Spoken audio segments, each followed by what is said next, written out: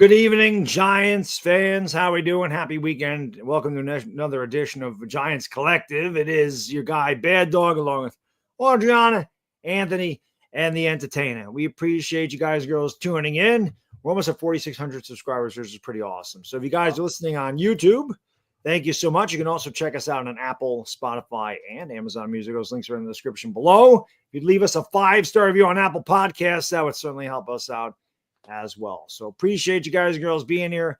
Want to also mention that I know a couple people have asked about memberships. We're actually working on that. So hopefully maybe by next week's show, we will have those memberships available with some pretty cool things for you guys and girls that do become members of the channel. Also want to say we are working on trying to get some guests on this show as well. And that'll always be fun to get other people's perspectives.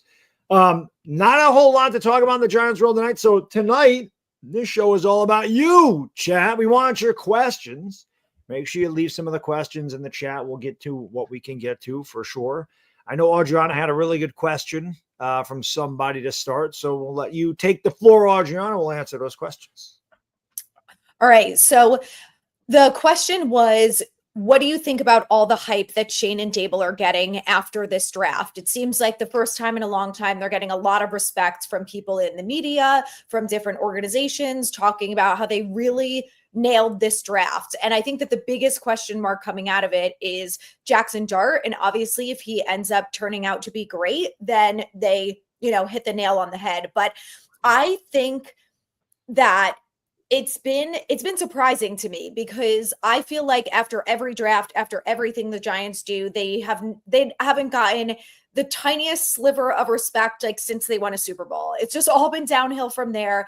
Everyone always has something ridiculous to say. I've even had Eagles fans say to me, "You guys are going to love Abdul Carter. You guys nailed the draft." And I'm like, oh my God, hell is freezing over. Literally, I cannot believe that that's happening. But I think it goes to show that around the league, the Giants are really respected for what they did, for the players that they picked, the spots that they got them at, the good value of the players, how hopefully they're going to fit into this offensive and defensive scheme and hopefully win some more games this year. So I will say I have a little more faith in Schoen than I did prior to the draft, and even more so on night 2 than I did on night 1, because I was worried about the Jaxson Dart pick and giving up those draft picks, and the fact that we were still able to get guys that I really, really wanted on this Giants team without having to move or trade or do anything crazy. And even for Jaxson Dart, we didn't give up a lot for him.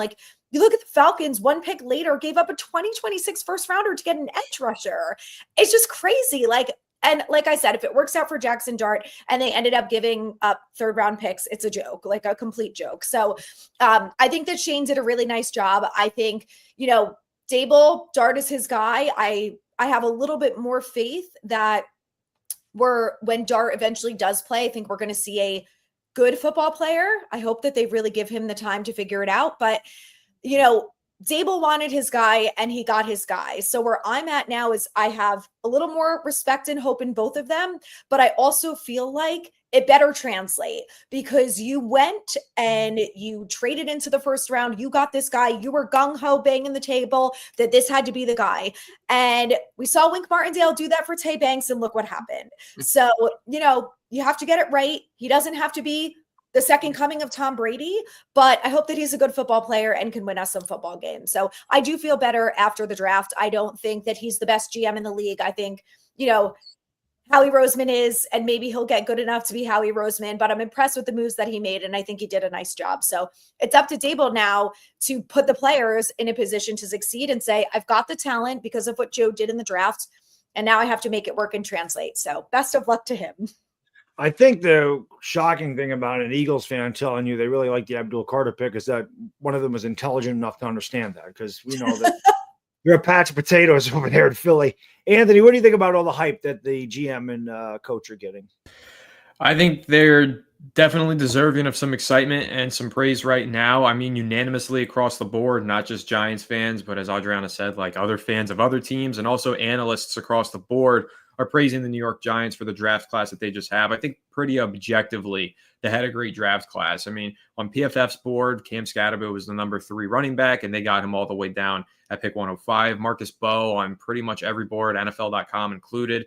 They had him going in the 3rd round. Giants got him in the 5th. So they deserve the praise. And throughout the offseason, the Giants made a lot of good moves. And not only did they upgrade the roster for 2025, but also for 2026 and beyond. Jaxson Dart should be an upgrade, not this year, but in the future, hopefully, if he pans out. So I think there's a lot of excitement to be had, but I'm excited too. I just need to see it on the field because I've had excitement going into the regular season before. I remember being excited coming off of the 2022 season where we won that playoff game against the Vikings. And then what happened? 40-0 at MetLife Stadium. And Daniel Jones was completely embarrassed versus the Cowboys. So as excited as I am, and as I've said, I'm more optimistic about this team than I feel like I have been in years. And I think I'm more optimistic than a lot of fans in the fan base right now, which is saying something. I still got to see it on the football field. You love Russ. You love Russ. I do love Russ. And listen, I said this as well on Fireside Giants. It's not the Russell Wilson that I dreamed of wearing a New York Giants uniform 10 years ago, but it's still Russell Wilson wearing a New York Giants uniform. Like, that is objectively exciting. He's a future Hall of Famer. He's one of the greatest players to ever play that position. So there's a lot to be excited about, I think. But again, we do have to see it on the field. So I will praise Joe Schoen for his process this offseason. I think he did a great job. And obviously, Brian Daboll had a part to play in that, especially with securing Jaxson Dart, who I really like. But now I need to see Daboll with all of the different ingredients that he has in the kitchen, cook up a good meal this season. We got to get some wins, and we have to actually make this whole thing pay off. My turn. Love what you guys had to say. As far as Daboll and Schoen, I agree with Anthony a lot of what he said. As far as the proof is in the pudding, I've gone out of a lot of off seasons. I was hyped after the Evan Neal and Kayvon Thibodeau draft. I think a lot of Giants fans were. Didn't work out at least to this point, right? So the proof will be in the pudding, but I think most people would agree, like you guys said, the analysts would say that the New York Giants came out of this draft with promise, a lot of encouragement. A lot of these players were not projected to go where the New York Giants were able to get them. I went into the offseason thinking that Joe Schoen was going to try to sell John Mara and the fan base on a quarterback at pick number 3. Ultimately, what I take out of this is now Joe Schoen is trying to sell Brian Daboll on the fan base and the owner. He is saying that Brian Daboll is good enough if he gets the quarterback that he likes, that I traded up for at pick 25, he's going to be able to get the most out of him. And I think that's the sell that I took out of this draft, at least long-term for the New York Giants. He's putting it on Brian Daboll to get the most out of this quarterback with the pieces that he's been able to put in place. I think Joe Schoen had a marvelous offseason. Near a picture-perfect offseason. We were all scared to death that he was going to act like a lunatic in free agency to try to save his job. He did the complete opposite of that. Every deal was short-term. He got young players. I give him a round of applause. Now, he'll get a bigger round of applause. He'll get a standing ovation if we see the results on the field. But as far as the offseason goes and just analyzing what they did and what I project could happen in 2 or 3 years from now, I think he had a great offseason. But it's too early to completely judge it. But I'm excited, for sure, at the job that Joe Schoen did. But it's going to be up to Daboll now to get the most out of the players. Yeah, I think I agree with the sentiment all you guys had to say. To Anthony's point, I'm definitely excited. I think he had a great offseason, not just in free agents, or not just the draft, obviously, but free agency as well. He filled a lot of needs, was short-term contracts, younger players, better players, upgrades over what we had for sure. And the Giants notoriously get shit on by the media. I mean, they're looking for any reason they can to bash the New York Giants. And of course, after night one, all the talk was about how they didn't take Shore Sanders and they took Jaxson. They're just looking for a reason to complain. But the fact that when I did this last week and I read off all the grades and you saw it was straight A's, they were Dean's List, right? They were cum laude. Like they were perfect. It was a 4.0 over there. It was amazing that he was able to get the players he did when he got them. Alexander, Scadaboo, Bo. I mean, what can you say about these players? Abdul Carter was an obvious choice, but the GMs, I say it all the time, you really shouldn't miss on your first round picks, especially when you're picking that early. You should hit that. That should be easy. That's it. That's a give me. What the heck just happened there? Became the Bad Dog Show. That was really strange what just happened there. Hold on. And we somehow swapped where we were. I don't know what just happened there. The entertainer's much better looking. There we go. Yeah. There we go. That was weird. I have no idea what happened. The ghosts. Anything they can to try to slow the Giants down. You ain't slowing them down this year. They're not happening. The names disappeared. That's what happened. I just noticed that. And Tori just texted. So I think that's what happened. But Joe Schoen did an amazing job. And, like I said, man, it does have to translate on the field. the Giants got a lot of good grades in this draft. They did a really good job of value. And it's got to show up, though, because, Chris, we were very excited about Evan Neal. Thought that was a great pick. Thought Thibodeau was a great pick. Said this is going to be awesome. But he missed on those, and you can't. GMs make their money in the 3rd through the 6th round. That's where they make their money. And that's where I think Joe Schoen killed this draft. On paper, anyway. We have to see what they do on the field. And he killed last draft in that area, too. Yeah. So that's the encouraging part. So I love what he did. I think that they got a really good chance of I don't want to say they're going to win 10 games, but I think that they had a good year, a good offseason. I should not get excited. I do it every year. And it's my fandom with the Giants. Just it's got new players, got a good offseason. Oh, we're going to be good. And then say we're doing the show on Halloween and we're like, so in 2026, are they taking Arch? Or they take whatever? Or 2020. Yeah, you know how it goes. There's a couple questions in here. Let's do this. Let's get rid of this guy and do this and do this. Where did I see the question? Got a couple of questions I saw in the chat. Yeah, here we go. Pete says, now that Sims is okay with giving up number 11, you think Carter will be able to use it as his number? Anthony, what would you – obviously, we were all in agreement. Don't touch 56. It wouldn't look right on any other player. What do you think about number 11? Yeah, I prefer they keep that one retired as well. But with Phil Simms giving the blessing, I feel like it's inevitable. Somebody's going to snatch it up and use it. The Giants are running into a tricky situation because they have so many retired numbers, which is a testament to how great this franchise is historically and, you know, how many legendary players they've had in the past. But they really have run out of a lot of good quality numbers, especially in the lower half of the table. So they're going to have to unretire numbers at some point, I think. I think it's going to become inevitable. And I guess if you're going to unretire some, it's best to do it with the players who are living and able to give that blessing. So Phil Simms giving the blessing, I think, is an opportunity for the Giants to take advantage of the fact that they don't have a lot of numbers available in the 15 below range. And so I guess Abdul Carter probably wears 11, looks good in 11, but I still think, you know, what everybody else probably thinks, get your own number, make your own legacy, get another one retired, do it on your own. I guess it's cool if he were to get a retired number and, you know, keep it retired if he plays really well. But listen, we're all excited about Abdul Carter.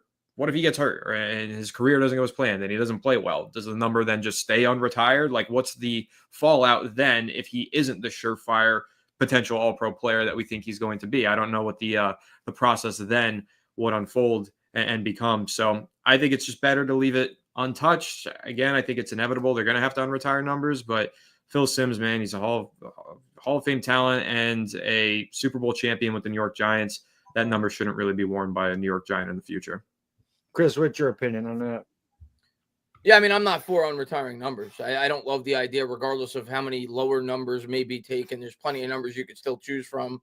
That being said, Phil Simms, to my knowledge, at least, according to the beat reporters, was the one that started this conversation. I don't think Abdul Carter even went to Phil Simms. Phil Simms was the one that initiated the conversation and said that he would be open to a guy like Abdul Carter, and I think he even mentioned Jaxson Dart as well, to wearing number 11, and he would hope that they'd be able to retire a second time. That was his wording. So my take on it is I don't like the idea. You know, I think the legend should stay retired, but who am I to say that it shouldn't be retired if the guy whose number is retired is openly, without even being asked, saying, yeah, I would be completely happy with Abdul Carter wearing my number 11. I mean, ultimately, if he's okay with it, who am I to say that the Giants shouldn't be? So I wish that it wouldn't be retired because I don't like sacred numbers being touched, but I also can't fault Carter for taking it if Phil Simms says it would be an honor for him to play with it. So that's where I stand on it. So at this point, I think I expect Abdul Carter to wear 11 next year. Ojulari, your thoughts? Yeah, I feel the same way. I think that, the numbers are retired for a reason. Phil Simms had a great career with the Giants, and I personally would prefer if he did keep it retired. And like Anthony said, they are starting to run out of the numbers. And I listened to a Yankees podcast, Locked On, for all my Yankees fans, great podcast. And they were saying that they were talking about this scenario with Lawrence Taylor and saying like the Yankees are going to run into a similar situation. They've retired a ton of numbers. Like what is going to happen when they eventually run out of them? And one of the hosts was saying that she thinks the best case scenario is that they make it like a 100-year rule. And every 100 years, you know, you unretire a certain amount of numbers or whatever. So I thought that was interesting and feel like that could be a way for the Giants to maybe approach this, or every like 50 to 100 years. I don't know. Just an idea that I thought was interesting. But look, if Phil gave his blessing, you know, I thought what he said was funny. I'm like, you know, he said throwing himself under the bus, that if Abdul Carter can give him even make 11 even better and have better numbers and stuff, then why not go ahead and do it? But it is going to be weird, and especially weird. You know, I didn't grow up in the 80s, so I didn't get to watch, you know, some of those guys actually play, but I think it's probably going to be weird for people who did watch that to all of a sudden see a defensive player like Abdul Carter wearing number 11 and not be Phil Simms. So I think it'll take a little getting used to, but you know, Phil gave his blessing. I think that's all you can ask for. And, you know, I'm on board with him trying to create his own legacy, but if he really wants to be 11, he's got big shoes to fill. And I hope that he's aware of that. And, you know, he better start working with LT to try to get there. As the old guy in a room, I can attest that I did watch Phil Simms play for most of his career.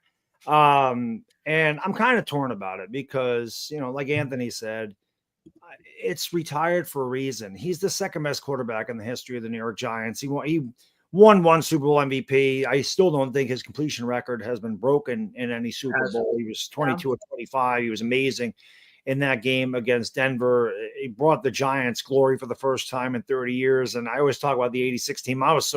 I'd only been watching the Giants. It was my third season watching the Giants. I didn't really understand how bad they were because I started watching them in 1984. They made the playoffs in 84. 83, they were terrible. And from like 64 to 83, there was 20 years. They were just god awful.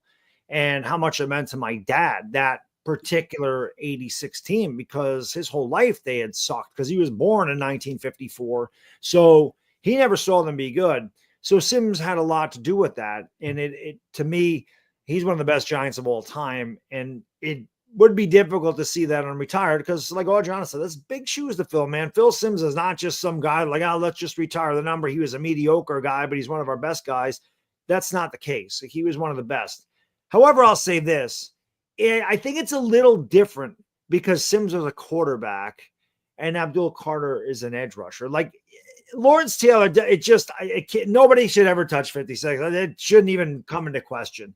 You can't play the same position because if I look at 11 on defense, it'll look weird. I'm not going to lie, but like Phil Simms' number, but not as weird as if I saw somebody else wearing 56 because he defined that position and he's the greatest defensive player in the history of football. And there's no way, no matter how good Abdul Carter is, for guys in my generation that grew up watching, it wouldn't matter how good he was. He'd never be Lawrence Taylor.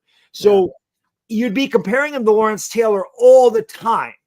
You're not going to compare him to Phil Simms. So I can see both ends of the spectrum. It's still weird because Flaherty was retired a long time ago. He played a long, long time ago. You know, I don't remember him. I mean, I'm old, but I'm not that old. But a lot of guys are my age or a little older, a little younger, do remember Phil Simms. So it'll take some getting used to, but I can live with him wearing number 11. I could not live with him wearing number 56. I just couldn't see it happening. I can't see anybody. They should just retire it from the NFL, as a matter of fact. That's the way I look at that for real. Squall, thank you so much. Chris, we'll start with you. 1 gorilla versus 100 Dexter Lawrences. Who wins? What's with this gorilla thing? I have no idea where this came from. I saw Mr. Beast. I think it's said something right on Twitter. I saw, or I don't know, but or maybe it's a TikTok trend. I don't know. Dexter Lawrence would beat the hell out. So I'm getting 100 Dexter Lawrences versus 1 gorilla. It's not even a competition. Dexter Lawrence might beat 100 gorillas by himself. It's not even a competition, man. I'm going with 100 Dexter Lawrence. I'd go with 100 Dexter Lawrences against anybody, let alone a gorilla. So, I got to go with 100 sexy Dexies for sure. I think one of the players said that when the Giants did the video. I think one of them said, like, Dexter Lawrence would be able to take anything, whether it was 1 gorilla or 5 gorillas, which I thought was so funny. If you guys haven't watched that video, it's pretty entertaining. Drew Phillips is sitting there. I think it was him. He was like convinced that he thinks he could beat up the gorilla. And then there's an Ashton Genty video saying that he 100% could take a bear Oh no, this is a separate video, but he said that he could definitely take on a bear in the woods because since the Jaxson Dart thing, I have watched about 17 different Jaxson Dart videos now. And there's one where he's doing some interview and the guy's asking him like, oh, well, Genty said he thinks he could take a bear in the woods. And Dart is like, absolutely not. Like no one is taking on a bear. He obviously has never seen a bear in the woods. So maybe that's how this whole thing originated. I don't know. I would take 100 Dexter Lawrences, no question. I think about this a lot when I'm actually watching Giants football, that someone like Kyler Murray, if you see Dexter Lawrence just running full speed in your face, I would just fall on the ground. I would just be like, I'm taking the sack. Don't come near me. Whatever the amount of pads that I have on, it's not enough. You were about to lose me there because I thought you were going to say that you think about this question a lot while you're watching Giants football, but then you shifted it to Kyler Murray. I'm like, how could you have even thought about this? But okay, yeah, I actually think about that too when I watch Kyler Murray because he looks like a little child. I don't know how he survives in the NFL. Well, and there was some other quarterback last year, I think during the season, who was interviewed and said, like, they were talking about how Dexter Lawrence is so good. And he's like, even at my size, like, I see Dexter Lawrence running full speed at me and I'm terrified. Like, could you imagine? So, yeah, I'm taking 100 Dexters, no question. What's the lowest number of Dexters we would take? Because I think one Dexter versus one gorilla is like kind of a grudge match, but I'd probably side with the gorilla. I don't know. I mean, gorillas are like, they're vicious, man. They get their teeth on you. You're kind of screwed there. I don't think Dexter Lawrence has the chomp like that, but I think 5 Dexters versus one gorilla. I don't know. What if it was Abdul Carter, Dexter Lawrence, Kayvon Thibodeau, and Brian Burns versus one gorilla? Who wins? I think I'm taking the Giants defensive line. I think you have to. The 4 they can get at them at all different angles. Yeah. I like it because if those 4 guys can take down a gorilla, imagine what they're going to do to opposing quarterbacks this year. That's what I like to hear. That's what I want to see because we know an opposing quarterback ain't shit gorilla. So, yeah, I forgot. I think I might have on Instagram. They asked that about like the 100 men versus gorilla.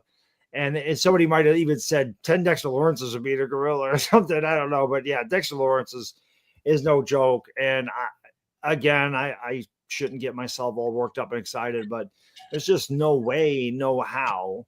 As a Giants fan, you shouldn't be somewhat excited. I'm not saying you got to be like, we're going to be the best defense. We're going to be the 86 Giants again. I'm not saying we should think that, but I have to imagine it's the best defense we've had on paper since our last Super Bowl championship in 2011. Yeah. Man, listen, man, when Chris was talking about this on Twitter and it gets Giants legend Carl Banks fired up about the defense, I think it says something, right? So I think that the Giants defense can be really good.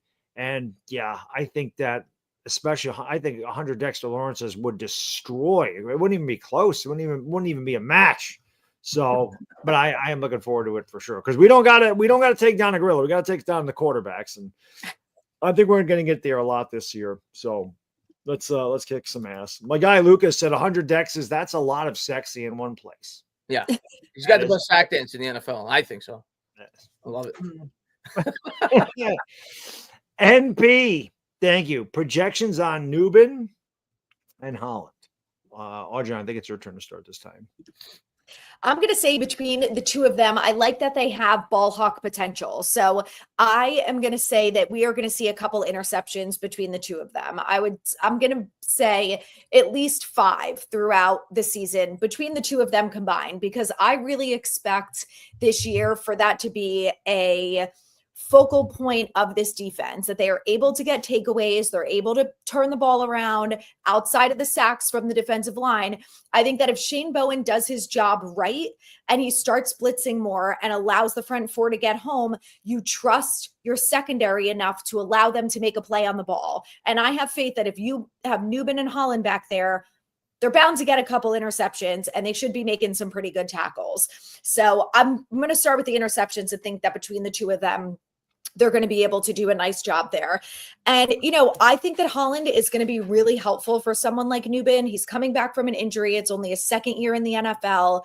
It's going to be his 2nd year in the system, which I think is great. But I think having a veteran like Holland in there is really going to help him out. And I think he's going to be a really good leader for the secondary between him and Debo, because the other guys are so young. I think they're really going to be able to rely on the 2 of them for help. So I'm excited. I think they're a good combo. They're both very athletic. I expect them to make some good tackles, get some tackles for loss, and be able to take the ball away. The defense really has to be able to do that this year.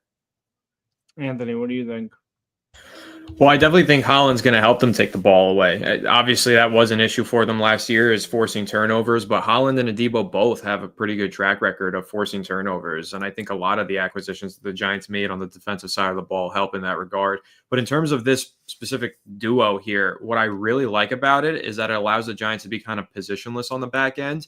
Like Nubin has played a lot in the box. He's played a lot as the deep safety, and the same goes for Holland. So you can really rotate these guys and move them however you want. You can put them both in the box if you want. You can put them both deep, and either one can go back and either one can get into the box. And I think that's really beneficial for a defensive backfield when your safeties don't have to be locked into one position. Like if you look at the Baltimore Ravens and what's happened to them recently over the last couple of years with Kyle Hamilton, Hamilton hasn't been able to be maximized because he's been forced to play one specific role because they haven't had a good running mate at the safety position alongside him. So yes, he's still been an elite and really good player, but not like he was his rookie year where he was moving all over the defense because he had somebody who could also kind of move positions with him and play the other safety spot. Now with Nubin and Holland, I think you're going to see a similar effect where you're going to open up both of their skill sets. You can move both of them into the box if you need to. You can just move them all over the place. I think that allows each of them to grow, be more disruptive, force more turnovers, and get their hands on more footballs and just be more effective, generally speaking,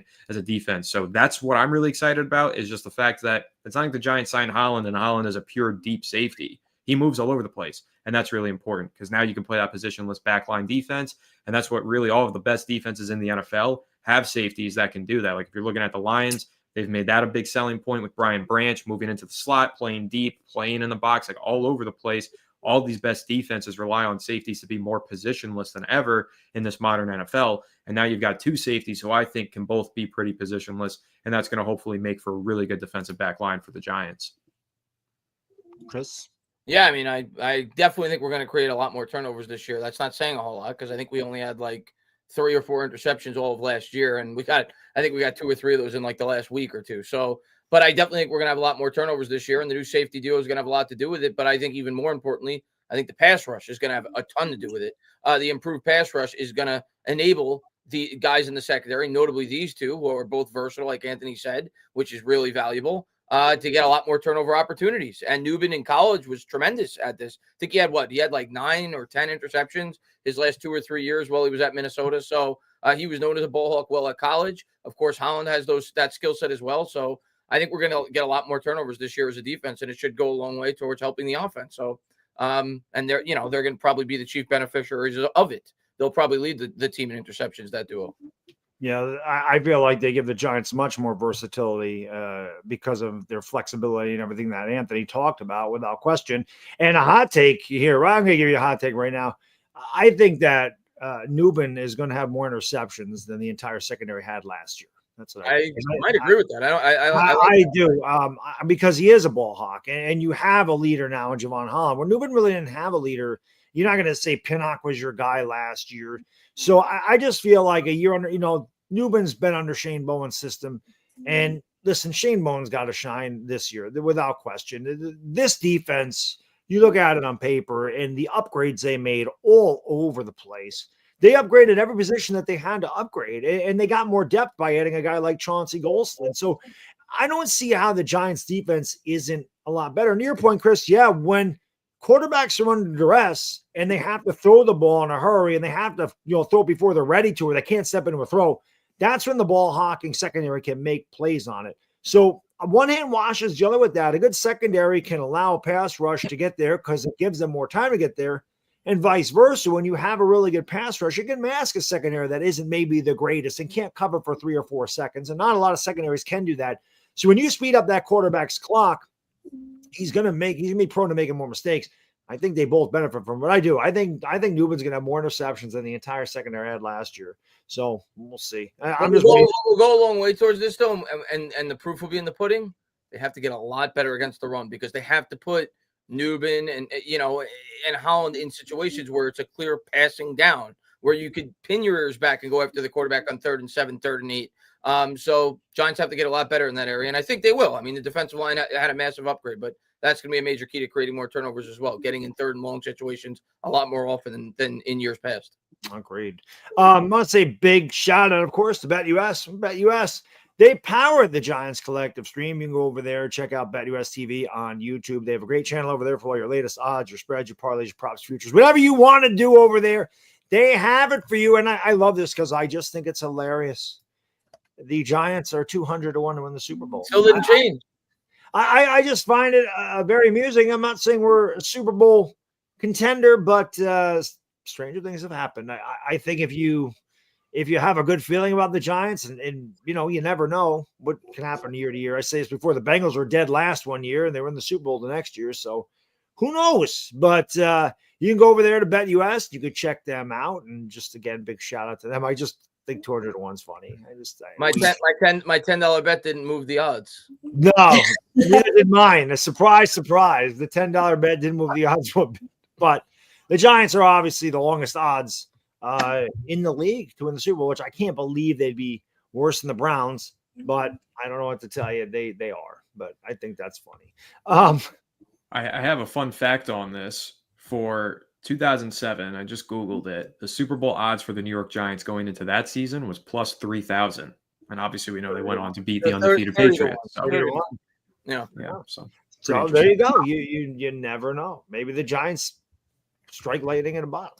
It's worth it. It's worth it to win $2,000 for $10, right? I think it is. Oh, if you win, it's worth it. If you don't, yeah. Well, what's $10? You go to Starbucks to get a Frappuccino. It's a scratch-off ticket. Right. Listen, sometimes you never know. I bet $5 in week 18 of 2022. I think it might have been then, or 2021. No, I think it was 2022, that Kenny Golladay was going to score a touchdown. And that was the only touchdown that he scored the entire year. And I won like $50. I was like, nice. You never know. Never know. And the Giants, honestly, I think their odds to win a Super Bowl should be better than Kenny Golladay ever scoring a touchdown for us. Because for the longest, that was his last game as a Giant.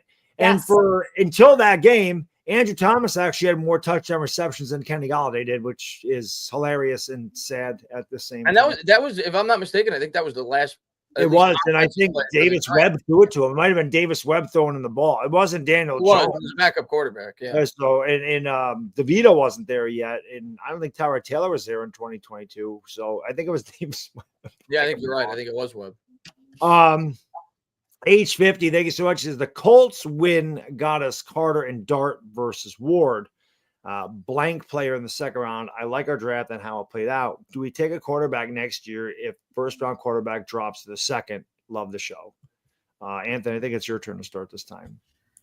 Yeah, I said this on Fireside Giants the other day. I think a lot of Giants fans do owe Drew Lock an apology because we're all super happy with the way that the draft shaked out. And that's kind of the thing. It doesn't matter where you pick. It matters what you do with your picks. If you're picking third this year, if you're picking sixth last year, yes, we missed out on an opportunity for Jaden Daniels last year. Missed out on an opportunity for Drake May. This year, we missed out on an opportunity for Cam Ward.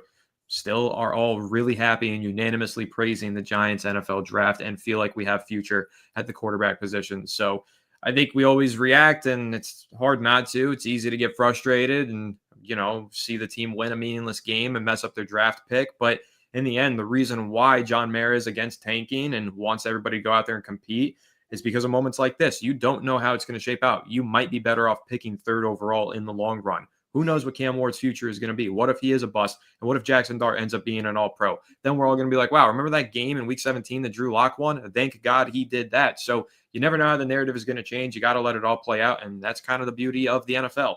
You really have to take it day by day in many ways. And so I think that I'm happy for Drew Lock because that was like the game of his career. And he'll probably never have another moment like that. So good for him. And now good for us because we got Abdul Carter and Jaxson Dart in the first round. And I really couldn't be happier about the outcome.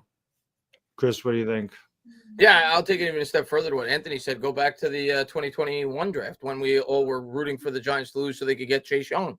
We ended up getting Andrew Thomas because we won that game. I think I'd rather have Andrew Thomas at this point in time. So you never quite know how the draft's going to play out. As far as Farrow's question, way too early to even think about that, man. He brings up the idea, do we take a quarterback next year in the first round? if a first-round quarterback drops to the second round. Love the show. It's way too early to think about that. Let's see how Jaxson Dart plays if he gets an opportunity to play this year. If Dart looks really good the last 3 or 4 weeks, I mean, probably not. I think you do everything in your power to try to support the guy that you feel is the franchise quarterback of the football team going forward. So it's way too early to answer that. Now, if the team wins 1 or 2 games or 3 games and Jaxson Dart looks bad in the games that he gets to play, of course you're open to that possibility, even in the first round at that point. But way too early to even think about drafting a quarterback. The Giants just traded up for one. Let's see what the kid's got. Oh, John. I agree that I think it's very interesting how the Colts game ended up working out, that we still got Abdul Carter. We still got a quarterback that, we're going to have some faith in that. Hopefully it's going to work out. But if that happens, a first round quarterback drops to the second round, I'm taking one. And the reason why is the Giants quarterback rooms have been such a shit show for the last how many years at this point. And even Joe Schoen talked about this, is that you end up having to spend millions of dollars on a backup quarterback. So I think if the Giants, they could be in a unique position where, they're ready for Jaxson Dart to be the starter next year. They have a bunch of draft picks. The team is maybe in a good position and they have the opportunity to get best player available. And let's say it's Garrett Nussmeier. I'm taking that because I think Russ Wilson has a very big possibility that he's going to be 1 year and done with the Giants. Are you keeping Jameis Winston at that point just so you have a veteran guy? Maybe. You're paying him, $4 million? But you still then only have him and Jaxson Dart. Tommy DeVito's gone. He's going to be gone by next year. So why not bring in another rookie who you can develop? And if it works out that he's good enough to either be a backup, then he can back up Jaxson Dart, or maybe he's good enough that you can trade him and get some sort of value back for him. Look at what the Patriots just did with Joe Milton. Picked him in the 6th round. He played half a game, and they traded him for a 5th rounder. So he automatically got that value back from essentially doing nothing against the 3rd string Buffalo Bills. So I think that it's something that the Giants should consider. That they have drafted 2 quarterbacks since 2019, which is crazy. And I think that's part of the reason why our quarterback room has been such a shit show for so long. So I think, if you can get a cheap guy who maybe ends up being a backup on a rookie deal, then that's a good thing as far as I'm concerned. Yeah. By the way, if you guys are watching on YouTube, appreciate you. Don't forget to like and subscribe to their show. We do this every Wednesday and Friday at 7 o'clock. So make sure you guys are tuning into that. You can also check us out on Apple, Spotify, and Amazon Music. Links are in the description below. If you could leave us a 5-star review on Apple, that would be absolutely awesome. To answer this question, first part of it, yeah, I'm not going to lie. I was pissed that they won that game. I never actually rooted for the Giants to lose games in my life. Even when we were talking about Chase Young, I wanted the Giants to draft Chase Young, but I wasn't rooting for them to lose that game. But I was pissed that they came out and won that Colts game. I didn't know how the draft was going to shake out. And that's the thing. I think at that point we had dropped the 4th. And that was what upset me, because I'm sitting there thinking, well, now we're 4th, because I'm thinking the 3 best players are Hunter, Ward, and Abdul Carter. And now I'm thinking, well, now what the hell? Now we're 4th. We got lucky, in my opinion, to get up to 3rd, because if we were picking 4th, who the hell knows what they would have done? Because these 3 players, or they would have had to trade up. And who would have wanted to trade up? You would have needed somebody to trade up. We tried to do it last year and couldn't. That's what made me so mad. When we got back to 3rd, I wasn't nearly as upset, because I said, we're getting one of the best. We're either getting a quarterback here, or we're getting, in my opinion, the 2 best players in the draft, Hunter or Carter. So I was okay with picking 3rd. I was mad when we were picking 4th, but you never know. I mean, teams aren't going to openly tank, because the Giants, I forgot if it was Jacksonville won or whoever won, the Patriots won, and then we went to 1st, and then we went back.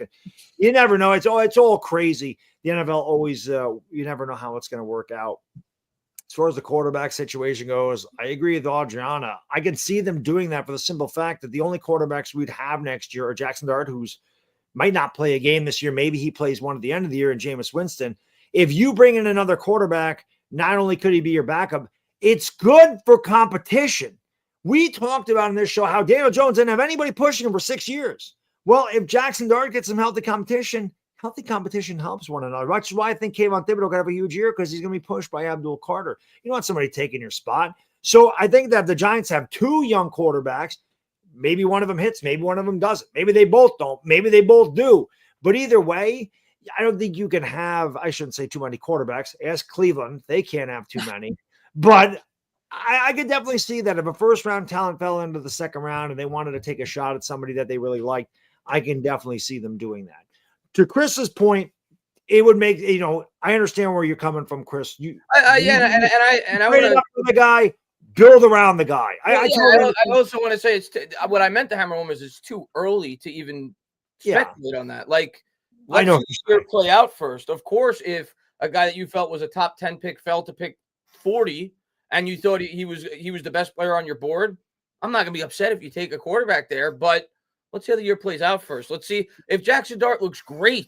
Like if he comes out there smoking guns like Jaden Daniels for 5 or 6 weeks, I don't want to take a quarterback in the second round. I want to use that pick to support the quarterback. Get him another wide receiver. Get him another offensive lineman. So I have to see the year play out before I can even talk about that. I have to see all the variables. Like I tweeted out, I forgot who came up with that 2026 draft that the Giants picking first overall, and they took a lineman, and Cleveland took Arch Manning second. I was like, number one. If the Giant, you can't tell me that if Arch Manning was available, we're picking number 1 overall. They're not taking Arch Manning. That'd be the dumbest thing in the history of the franchise. We've done some dumb shit over here. But number 2, why are the Giants picking number 1 overall? Are they really going to be that bad? They're picking number 1 overall. Shane and Daboll are gone, and exactly they're gone. So it's going to be Arch Manning. And number 2, Arch Manning ain't coming out next year. The Mannings finished school, and there's no money. He ain't hurting for money. So he's gonna graduate. He's gonna get his degree, and then he's gonna come out in 2027. That's when Arch Manning's gonna be available. I'm gonna go with Anthony though, who said he's part of the optimistic side of the fan base.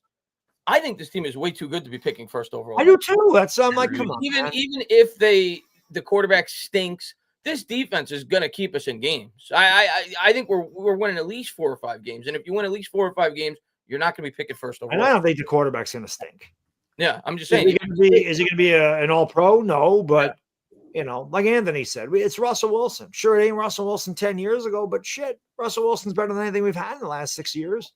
I'm okay with Russ. I like Russ. Let's ride, baby. Let's ride. By the way, I guess these are now available.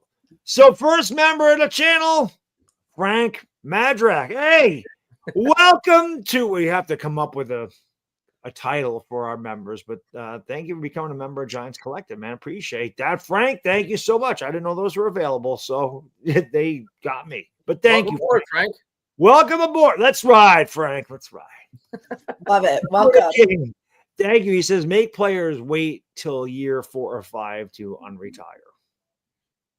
Well, I think what you mean by that, Acuna, maybe I'm wrong. You mean make a player produce for 4 or 5 years before they even have the opportunity, like show that they're legitimately like elite before they have the opportunity. That's the way I read it too. That's the way I read it.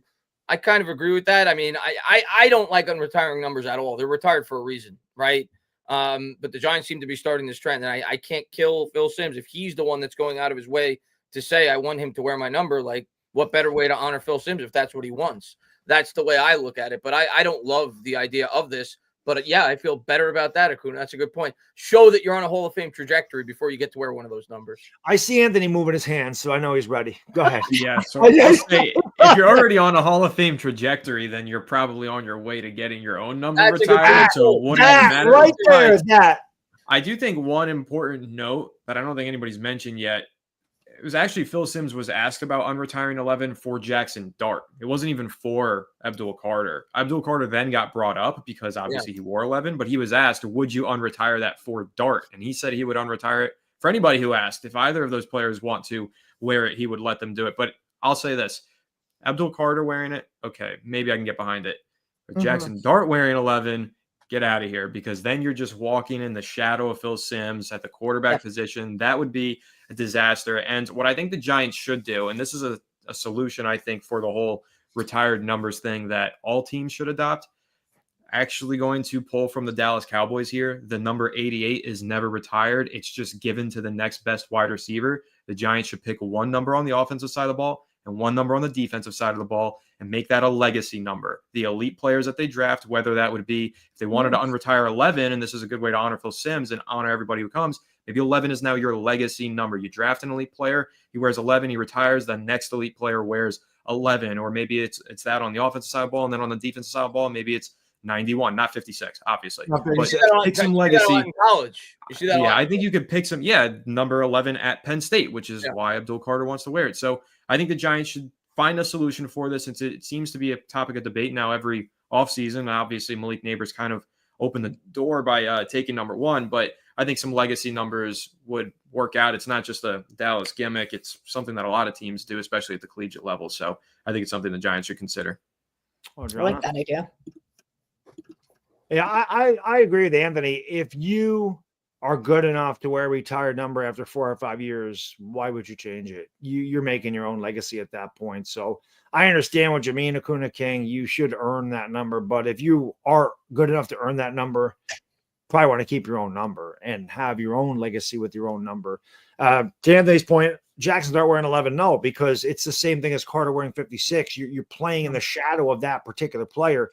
Like I said at the top of the broadcast, number 11 on defense is a little bit different, than Phil Simms throwing the balls, because you're not going to compare Abdul Carter to Phil Simms. But if Jaxson Dart's wearing 11, of course he's going to come in with a bunch of pressure. Phil Simms is a borderline Hall of Fame, should be in Hall of Fame in my opinion.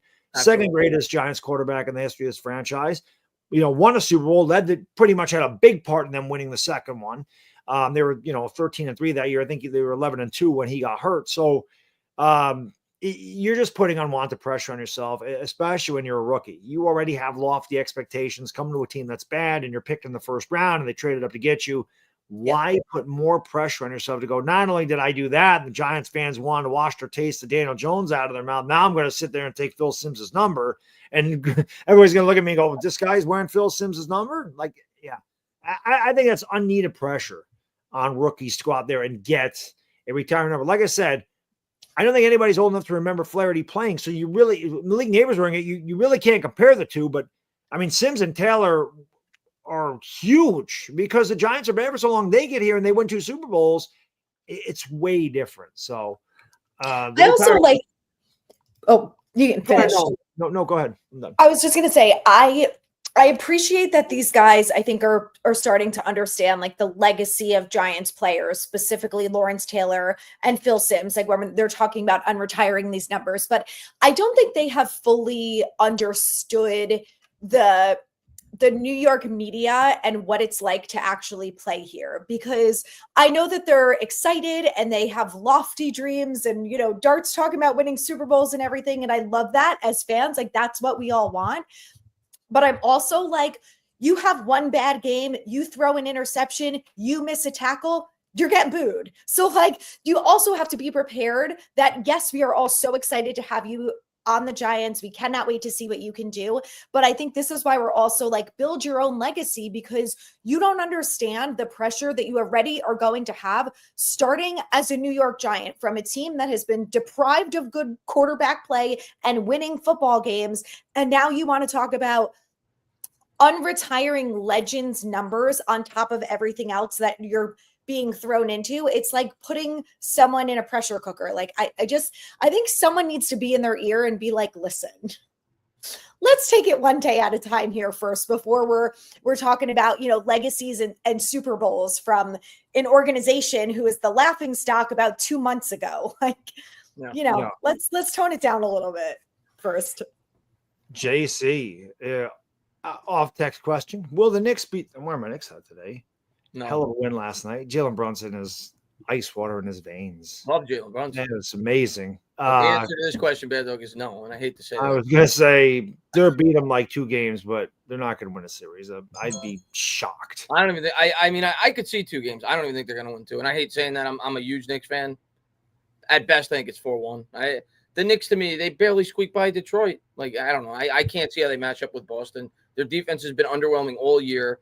All 5 Boston players could shoot the 3. I just think it's a horrible matchup. I hope I'm dead wrong and the Knicks beat them, but I say 5, maybe 6 games. Yeah, I can see 6. I can see it in 6, but I don't. Plus, not to mention, the Knicks have these spells where they don't score, and that kills them too. So it's hard. Boston is incredibly deep. I mean, they won a championship. You don't do that by accident. So I would love to say yes. You never know. But I'm a Knicks fan and been relegated to heartbreak and failure for my entire life. watching them. So one of these days, they're getting better. Wait till Giannis is a Knick next year. Then we'll talk.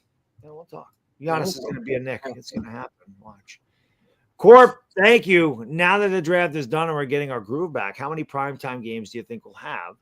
I say at least 4. I forgot who started last time, so you can jump. Whoever can jump in, it's fine. I'm gonna pull up their schedule so I can see which games are possible primetime games. Definitely Dallas. It's always a primetime one. Well, of course, the I division. hope it's 0. I What's hate that? the Zero, primetime game. I hate going to them. I hate watching them at home. They're always, it's like, I don't need to be reminded from the national media how bad of a football team we are. Like, I literally watch this day in and day out, and now I have to watch everyone else talking shit about us while we're live, and I want to go to sleep. So Yeah. I'm sure we'll have 1 or 2. I hope that the max this year is 2. And like you guys said, it'll probably be either Dallas or Philly. I think if there's one other primetime game, I kind of hope that it's Denver, because I think that they can play up the whole, and I don't know how they actually do the schedule, so I don't know if storylines actually come into effect, but I think they could play up the whole, like, Russ's time back in Denver as the starting quarterback on another team. So I could see them making that a primetime game. And that's it. Then, like, 2, it's enough. I think just- Washington's a potential primetime. I think Washington's a potential It's you because of Jaden Daniels. Daniels. Yeah, but then looking at the schedule, I mean, Kansas City's always a potential primetime game, no matter who they play. We play them. Detroit, potential primetime game, no matter who they play. So, you know, I think we'll have at least 3, if not 4, because we'll probably get 1 or 2 in division and one or two out of division. We'll get crushed in them like we always do, but hopefully not. But that's just the like. Well, no, listen, it ain't Daniel Jones. Daniel Jones's primetime record was what? Anthony, 1-18. 1-18. Yeah. 1-18. I'm pretty sure that's what it was. You can't do worse. No, impossible. Yeah, but I'm with you. I don't like the primetime games when we suck. I like them when we're good. I'm gonna guess 4 though, and it's not because It's not because the Giants are a big sell. It's because their schedule is so daunting that they play a lot of good teams, and those teams are gonna end up on primetime more often than not. New York's a big market. I think we're gonna end up with like 4 primetime games. I just hope we don't play in Thanksgiving this year. Well, yeah. They didn't play a day game in Thanksgiving since 1982. Now they've played 2 of the last 3 years against Dallas. I don't like that. Save us. I don't like that. Joseph, thank you so much, brother. He says, memo to fellow fans. It's okay to be excited about Dart. And I see Anthony again. Go ahead, Anthony. I'm excited about Dart. I'm really excited about Dart. I also think it's really funny that he's leaving this comment with a Daniel Jones profile picture. Like, that's kind of hilarious to me, but I'm super excited about Jaxson Dart. Listen, I was saying this the other day that I'm starting to get more excited about Dart because I watched all these interviews and shit with him. So I'm starting to get excited, but the way that I was explaining it, what it feels like to me is like starting a new relationship. The Daniel Jones thing, it was like, didn't like it from the get-go, not on board. And then he, 2022, he wins the playoff game and you're like, okay, I'm on board with this guy. I'm all in. We can do it. Let's go. 2023 gets injured. Little sliver into the heartbreak. 2024, awful, gets released. It's over. The breakup is official. We're moving in different directions. And now it's like, oh, we got a new guy, not sold on him from the get-go. Was he worth a first-round pick? We'll see. And it's like, I don't know. I'm dipping my toes in, but I'm afraid my heart's going to get broken again. And I'm just not ready to go 2 feet in just yet. Yeah, listen, I have hope for Jaxson Dart. Number one, he's spicy. I like that. Who was it? As Anthony would say, he's part of the younger generation. He's got aura. Yeah, was it Anthony that said Daniel Jones like a cardboard cutout? Yeah. You're not getting that with Jaxson Dart. You can tell he has personality. I mean, the man is killing big cats with his bare hands. Did you see the outfit he had on today at the Kentucky Derby? I did not, but he's got like one of those like pimp hats on. It's like pink. I'm like, if nothing else, be caught dead with that on. He brings personality. He brings a bit of a swagger. He brings, again, we talked about Cam Scatterbo and how tough he is, and he runs tough and he runs angry. Jaxson Dart's a quarterback, so he does have to learn to slide. There you go. There we go. Yeah, there you go. For you guys. But he brings personality, and he brings a toughness to that position. Not that Daniel Jones wasn't tough, because you can say whatever you want about Daniel Jones, and everybody has. He was tough as they. I know he got hurt, but that kid took an absolute pounding here. And it wasn't fair. The reason I can be more excited about Jaxson Dart, number one, he's a much better prospect than Daniel Jones was coming out of college. I don't think that's a question. But I said this after we drafted him. He's coming into such a better situation. He's not going to be forced. He's not filling the shoes of Eli Manning.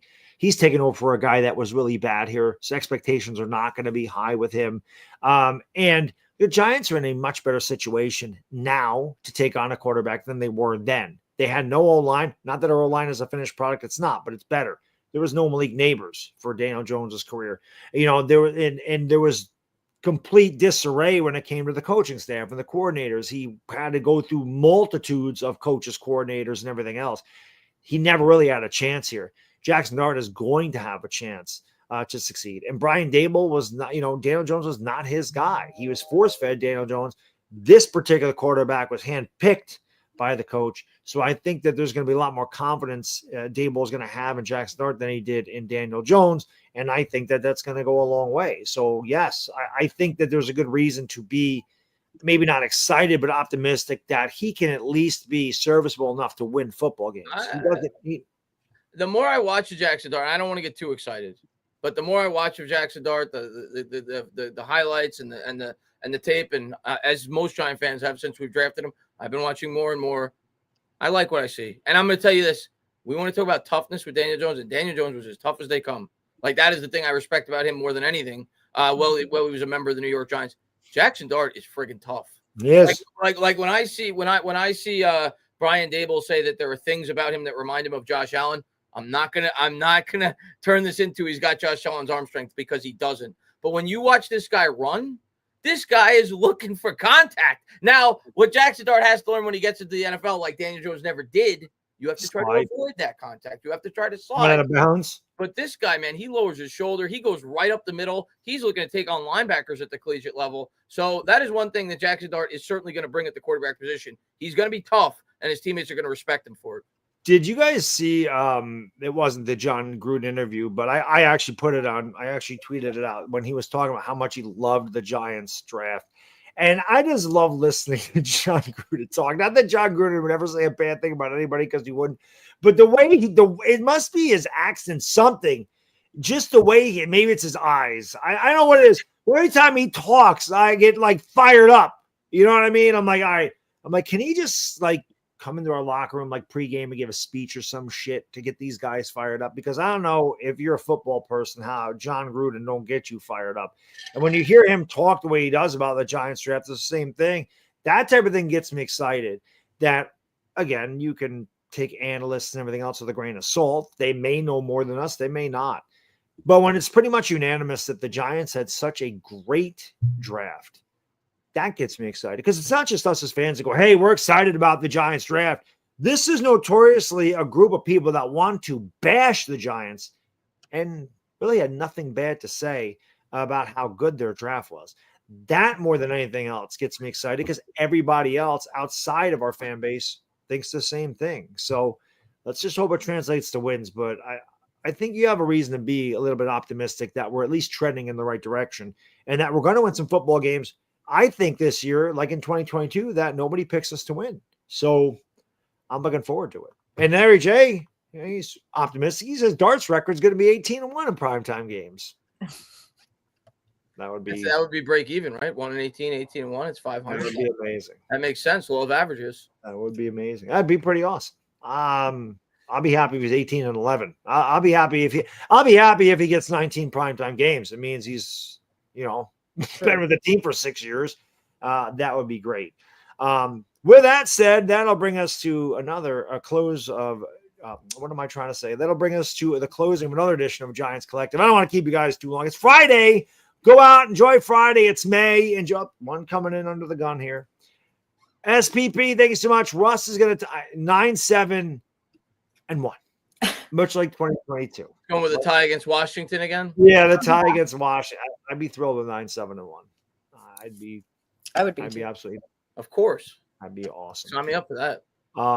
But yeah, guys, let's let you guys enjoy your weekend. As always, we appreciate you watching. If you haven't done so, Please make sure you like it, subscribe, share the channel out with your Giants friends, because as we get into the year, it's going to be a lot of fun. It's going to be interesting. We'll have a lot to talk about, obviously, as we get into it. And you're not going to want to miss any part of it. It's the fastest growing Giants show on YouTube. Maybe it's not, but it made me feel good to say that. Like it, subscribe us, check it out on Spotify, Apple, and Amazon Music, and enjoy your weekend, guys and gals. For Adriana, Anthony, and the Entertainer, it is your boy, the Bad Diggity Dizzle, and we are out.